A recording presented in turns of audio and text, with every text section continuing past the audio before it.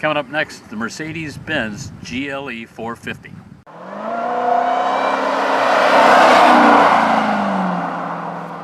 Hey, Mark Savage here with Savage on Wheels. This is Mercedes' new 2024 GLE 450. GLE, I don't know what they're thinking of naming cars and trucks and stuff these days. GLE, what do you think, Paul? Great luxury expense? Maybe. It is, because this thing costs a bundle. But it is very nice. We don't want to make fun of it, but it's a funny name. Big logo, big grille. I don't know, but it is good looking. I think they've done a nice job on the styling on this, and they do have a hybrid version now. This is not it, but that is available also. This has a mild hybrid with it.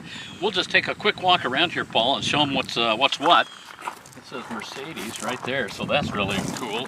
We've got giant tires, giant brake rotors, a luxury interior. We'll show you that in a minute. A little teeny kind of funky side step. It's like it needs to be a little wider. My foot almost doesn't quite fit on there. Needs to retract. Yeah, it needs to retract. Well, at $100 grand, it should. Yeah, it should, shouldn't it? Okay, let's take a look in the back. Of course, power hatch. It's got to have a power hatch.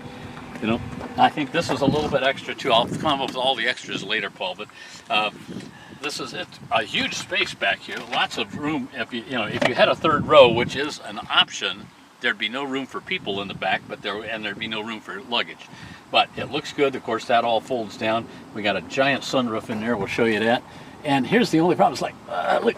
For short people? But look at this. There's a button in here that if I push it down, in theory, it is lowering the car. Okay, inside the GLE right now, it is super quiet in here, Paul. I mean, I love the quiet level of this interior. We got, double visors. Look at that. That's nice. That's always an extra yummy feature, huh? Yummy. Okay. Giant sunroof, which is extra. Actually, almost everything is extra on this car. There are 25 options on this, which we'll get into later. But it is beautifully equipped and beautifully arranged. The leather seats are $1,800. This is $1,800 for the two-tone black and tan. It's extra for the trim that's here. They call this like it's a wood trim, they say, but with accent lines. Okay. So to me, it looks like black plastic with lines on it. But anyway, with pinstripes. With pinstripes, yeah. Charger down here. We got a little touchpad up here, which is okay. But the good news is, I'm going to turn this on, Paul. Let me put my seatbelt on so we don't, make us go deaf here. And giant double screen here. Screen for all of my instrument panel for me. Then of course whether it's for media devices, whatever you want to do in here. But you got to scroll through this. Best to do this while you're sitting still. And I'll show you something that Paul and I found out. The best feature on the car. Hit it. Classic or wave massage intensive for the passenger and the driver. Oh, boom, baby. That helps a lot for older guys driving cars. But this is a touch screen, so you don't have to play with this little knobby thing down here, which just drives me nuts. There's also these little haptic touch things on the steering column here, and like the volume thing, it's really hard to adjust doing that. There's also a little volume knob here, much easier to use that to turn your radio up and down. Let's go back. Now we got to find the radio. Check it out. Oh, media, is that it? No, there it is, radio. Here.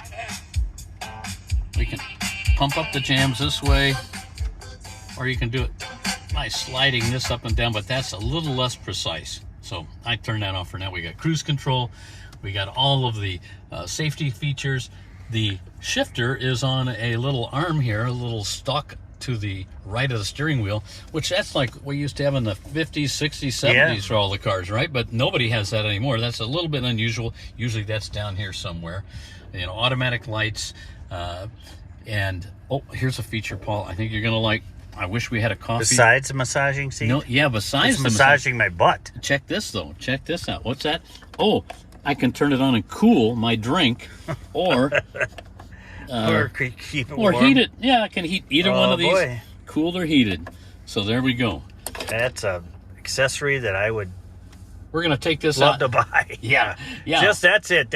Just for that, I'm buying this car. Okay, there you go. Or maybe not. Maybe the massaging seats. Oh, there. Yeah. Okay, we're gonna take it out and give it a drive, and we'll tell you a little more about the power and the ride and so forth. All right, Paul. We're taking this out for a little drive now, and it'll certainly get up to highway speed quickly enough. It's got 375 horsepower. This is a turbo i6, which is a little unusual because a lot of times it's a V6, right? But no, this one's an i6, and plenty of power. If you want to just go for the base model, you got like 255 horsepower. I'm sure that's fine for most things. If you want to go all the way up to the top of the line, I think it's like 500 and some horsepower. But what I like about it is a comfortable family vehicle. Obviously, it's a luxury vehicle. You got to have some cash to buy one of these. Easy handling, real light feel to the steering wheel. And like I say, plenty of power to get on the highway at a reasonable pace. And it's a fairly well-controlled ride, but it still feels a little bit trucky, a little bit of it's a little rough, a little clunkety clunk. And I know if I were buying something for the price of this vehicle, I would expect it to be smooth as butter, right? Yeah. But still very nice. Certainly competes fine with the Audis and the BMWs of the world. And I think, and the Genesis, the GV80 that we've had before, it is way up there with this too. And not to downplay or go crazy about the cost of this, but the Genesis is considerably less expensive. Right?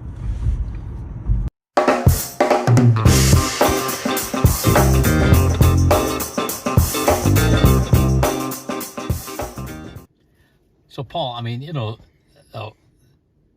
an expensive luxury car, you expect to have a lot of features on it, right? Mm-hmm. And some of the luxury things come for $70,000, you expect a lot to come. Well, this has a little of everything on it. 25 different extras.